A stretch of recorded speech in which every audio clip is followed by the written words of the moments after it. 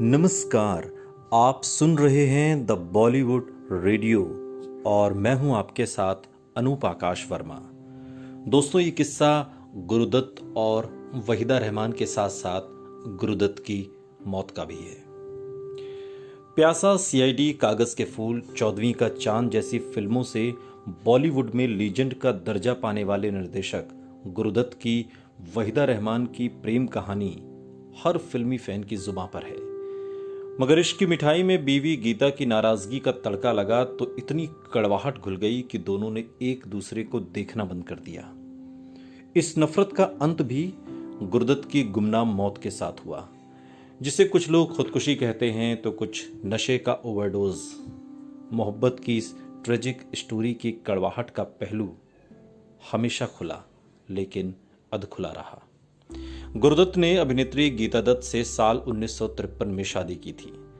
फिल्मों में आने के बाद उन्हें एक तेलुगु एक्ट्रेस की फोटो दिखी तो वो उसे सीआईडी के लिए कास्ट करते हुए बॉलीवुड ले आए। ये एक्ट्रेस वहीदा रहमान थी। देखते ही देखते गुरुदत्त की फिल्म और जिंदगी दोनों में वहीदा आ चुकी थी। दोनों ने न सिर्फ एक साथ कई फिल्में की, तब तक गुरुदत्त इस कदर क्रेजी हो चुके थे कि वहीदा को एक पल के लिए भी नजर से दूर नहीं कर सकते थे। एक लेटर स्टिंग के जरिए जब इसका पता उनकी पत्नी गीता दत्त को लगा तो दोनों में खूब झगड़े हुए। नौबत यह आ गई कि दोनों अलग अलग रहने लगे।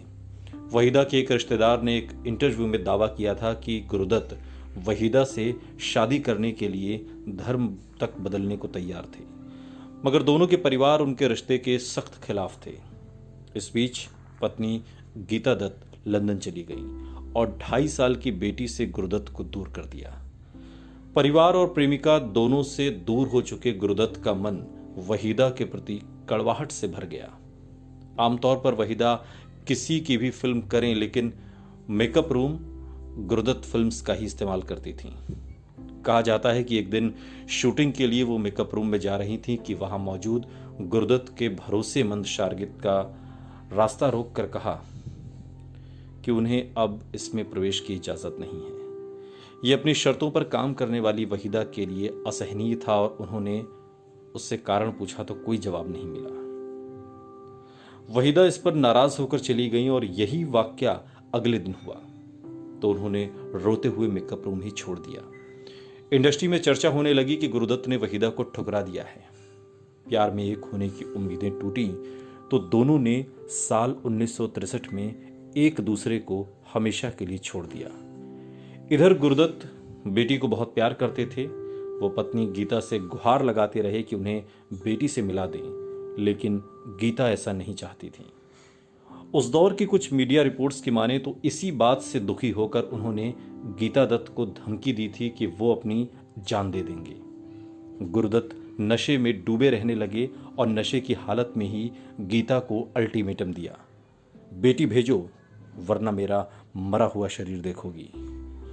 फिल्मों के लेखक अबरार अलवी अपनी किताब 10 Years with गुरुदत्त में लिखते हैं कि 10 अक्टूबर साल 1964 को घटना की जानकारी पर जब वो आर्क रॉयल पहुंचे तो देखा कि गुरुदत्त घर में पूरी तरह अकेले और कुर्ते पायजामे में शालीनता से लेटे हैं। बिस्तर के बगल में एक छोटी सी शीशी में गुलाबी रंग का लिक्विड था।